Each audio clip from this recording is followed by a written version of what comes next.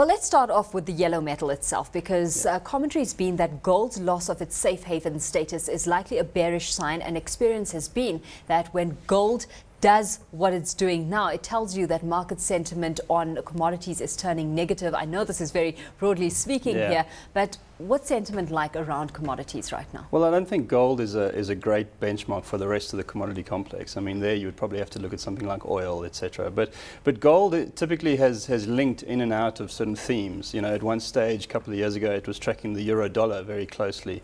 Then over the last year, we've obviously been seeing it tracking the sort of fear index and the safe haven status.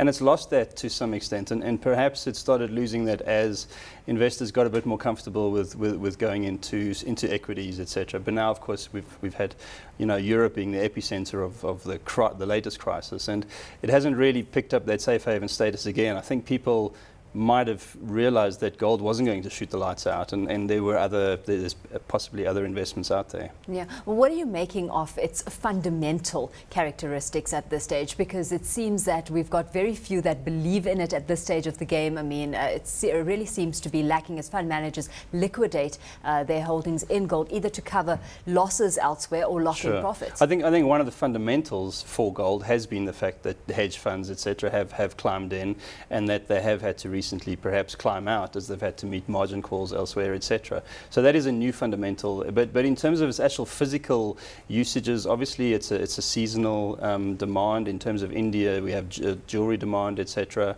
Other than that, I mean, it's not really fundamentally used as is platinum, for instance.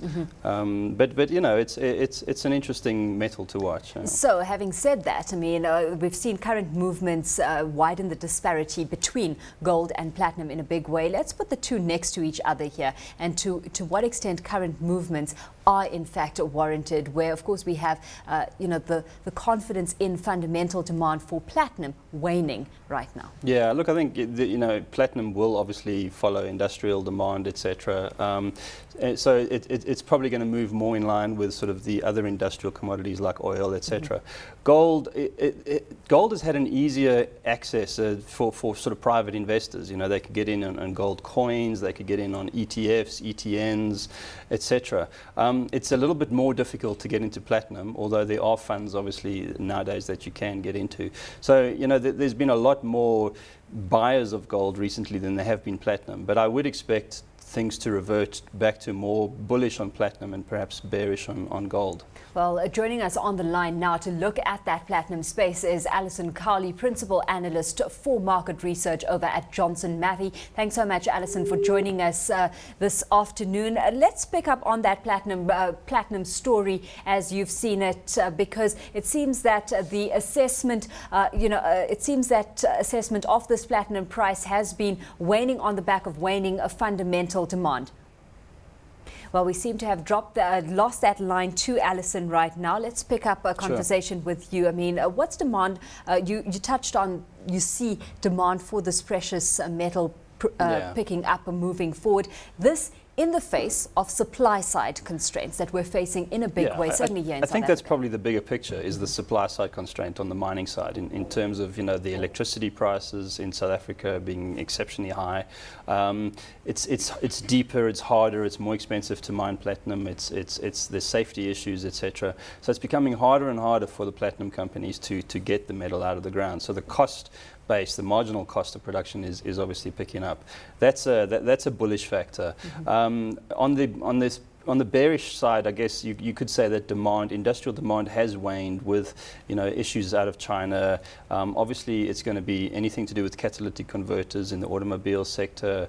Although, having said that, platinum potentially has a whole range of other uses, environmental uses that it can be used for going forward.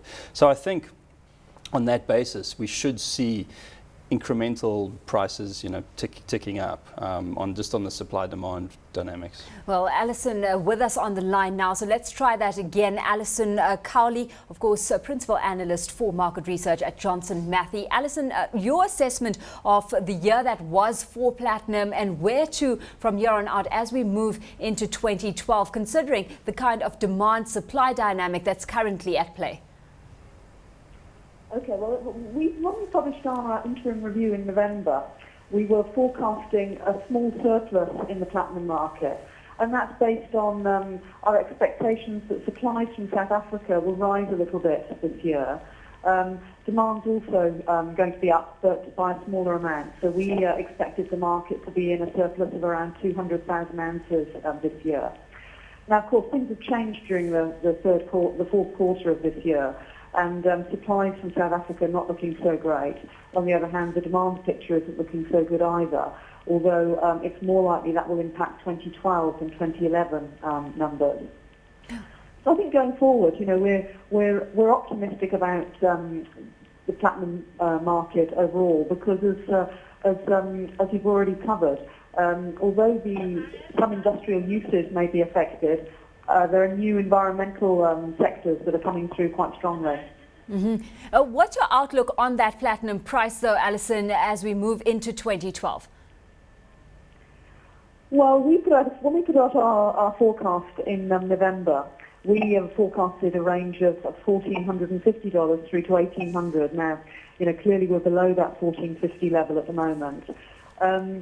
Fundamentally, the dynamics of the market are not negative at all, and really the price has been hit very much by falling investor confidence, perhaps some profit taking, and of course the decline in the gold price. Yep. Certainly, it seems that that's the consensus right now, that the outlook certainly encouraging, where platinum has more of a fundamental usage base than gold, for example. I think Johnson Matthey has it spot on. I mean, they're very good in terms of the fundamental supply-demand analysis, and I think if you had to go on that basis, you should be a buyer of platinum. Yeah. However, of course, traders are subject to relative value plays. They might be long gold, short platinum, etc. And the funds, the sort of average retail investor doesn't really understand the fundamentals of the market all the time, and they're just tending to trade on sentiment, and sentiment has been a huge factor affecting the commodity markets this year. Well, Alison, let's leave it there with you for this afternoon. Thanks so much for having joined us on the line. Alison Cowley is Principal Analyst for Market Research over at Johnson Matthey.